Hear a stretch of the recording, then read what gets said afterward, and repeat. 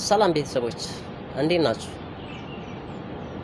እስቲ እቺን ቪዲዮ አይተናት እንምጣ።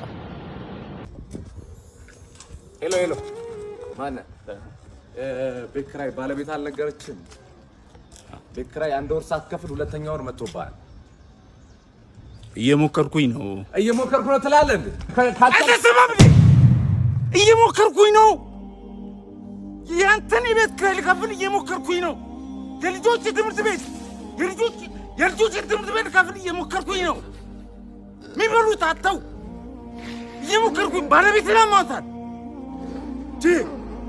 ሰው አይደለ እንዴ? ይኸው ተመልከት። ይሄ የልጆች ጌም የሚጫወቱበት ልሸጥ እየሞከርኩኝ ነው። አስብ እንጂ ሁሉም ሰው እየሞከረ ነው በዚህ ሰዓት። እጁን አጣጥፎ የተቀመጠ ሰው አይደል እንዴ? ታገሰኝ በቃ። እየሞከርኩኝ ነው።